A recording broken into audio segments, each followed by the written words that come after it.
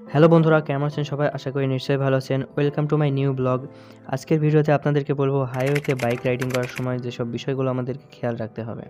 অবশ্যই ভিডিওটি না টেনে সম্পূর্ণ দেখবেন, তাহলে সব কিছু বুঝতে পারবেন। ১ নাম্বার হচ্ছে মানসিক প্রস্তুতি। হাইওয়েতে বাইক রাইডিং করা আর সিটির মধ্যে বাইক রাইডিং করা দুটোই আলাদা বিষয়। তাই যখন হাইওয়েতে বাইক রাইডিং করবেন তখন অবশ্যই মাথা ঠান্ডা রেখে বাইক রাইডিং করবেন। ২ নাম্বার হচ্ছে বাইকের সার্ভিসিং ও ফিটনেস। কারণ আপনি দূরে কোথাও রাইড করার সময় আপনার বাইকটি যেন রাস্তার মধ্যে কোনো সমস্যা না হয়, সেই কারণে আপনারা আগে থেকে বাইকটি সার্ভিসিং করে রাখবেন। আরে এই লোকটা কি মেন্টাল নাকি? উনি রাস্তার ডান সাইড দিয়ে বাইক চালাচ্ছে, একবার দেখুন তো ওনার সাইডে জায়গা কতখানি আর আমার সাইডে জায়গা কতখানি। এসব লোক থেকে আপনারা অবশ্যই সাবধানে থাকবেন। ৩ নাম্বার হচ্ছে সেফটি গিয়ার। হাইওয়েতে বাইক রাইডিং করার সময় আপনাকে প্রয়োজনীয় জিনিসপত্র যেমন হেলমেট, তারপরে হ্যান্ড গ্লাভস, জুতা, তারপরে রাইডিং জ্যাকেট সহ যেগুলো আপনাদের বডির নিরাপত্তা দেয় সেগুলো আপনি পরিধান করে নেবেন। ৪ নাম্বার হচ্ছে প্রয়োজনীয় ডকুমেন্ট।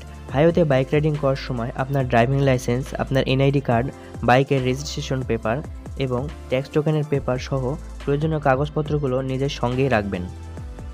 ৫ নাম্বার হলো রিয়ার ভিউ মিরর। বাইক চালানোর ক্ষেত্রে লুকিং গ্লাস অনেক গুরুত্বপূর্ণ। পেছনের যানবাহন দেখার জন্য সবসময় লুকিং গ্লাস খেয়াল রাখতে হবে। ৬ নাম্বার হচ্ছে টার্নিং ও কর্নারিং।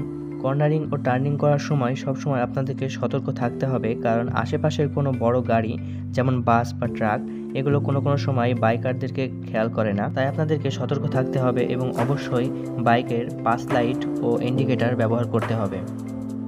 এবং কর্নারিং করার সময় খেয়াল রাখতে হবে রাস্তাটি ভাঙা কিংবা কাদামাখা পিচ্ছিল রাস্তা কিনা।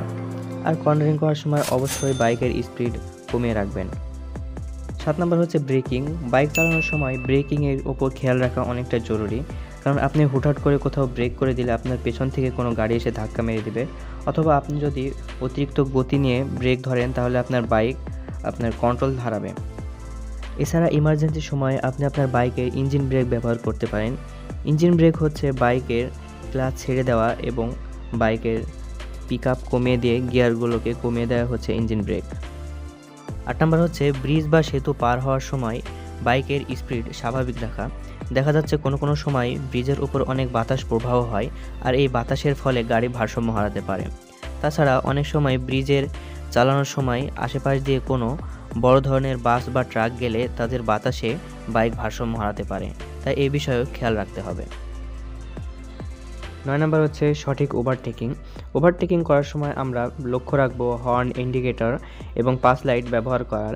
বেশিরভাগ দুর্ঘটনা হয়ে থাকে এই ওভারটেকিংয়ের কারণেই, কারণ এই ওভারটেকিংয়ের সময় আমরা জোরপূর্বক কোনো যানবাহনের সাইড দিয়ে বের হতে যাই এবং এই বের হতে গিয়েই আমাদের দেখা যাচ্ছে কোনো সময় দুর্ঘটনাটি হয়ে থাকে। এছাড়া অন্য গাড়ির ভুলের কারণেও দুর্ঘটনা হয়ে থাকে। ১০ নম্বর হচ্ছে স্পিডিং। হাইওয়েতে বাইক চালানোর সময় আমরা অতি দ্রুত চালাবো না, কারণ যত গতি তত ক্ষতি কথায় আছে।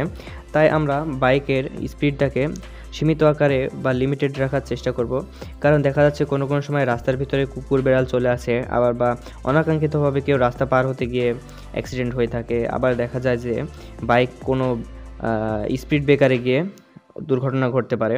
তাই আমাদেরকে হাইওয়ে চালার সময় সবসময় বাইকের স্পিডটাকে নিয়ন্ত্রণে রাখতে হবে। এছাড়া রাইডিং করার সময় রাস্তার পাশে যে সাইনবোর্ডগুলো রয়েছে এই সাইনবোর্ডগুলোকেও খেয়াল রাখতে হবে। বৃষ্টিতে বা ভেজা রাস্তায় চালানো। বৃষ্টিতে বা ভেজা রাস্তায় বাইক না চালালেই ভালো হয়।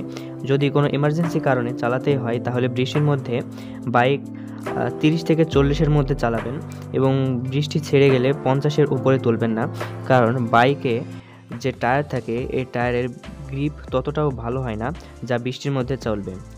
আর কোনো সময় দেখা যাচ্ছে আপনার কন্ট্রোলিং ঠিক আছে, তবুও অন্য একটি গাড়ি নিয়ন্ত্রণ হারিয়ে আপনাকে মেরে দিল, এমনও হতে পারে। তাই বৃষ্টির মধ্যে বাইক চালানোর সময় অনেক সতর্ক থাকবেন।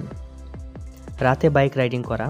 রাতে বাইক রাইডিং করা যদিও ততটা সেফ নয়, তবে রাতে বাইক রাইডিং করার ক্ষেত্রে খেয়াল রাখতে হবে আমার বাইকের হেডলাইট যেন বরাবর রাস্তার সমান থাকে এবং অন্য গাড়িকেও যেন দূর থেকে ভালোভাবে দেখা যায়। আর সবচেয়ে ভালো হয় রিফ্লেক্ট করা রাইডিং জ্যাকেট পরে ড্রাইভ করলে, সেহেতু আপনাকে সামনে থেকে কোনো ব্যক্তি সহজেই দেখতে পাবে।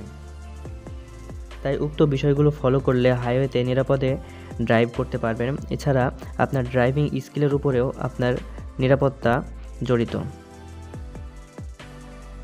ভিডিওটি যদি ভালো লেগে থাকে তাহলে আপনাদের বন্ধুদের মাঝে শেয়ার করুন এবং সাবস্ক্রাইব করে আমাদের সাথেই থাকুন।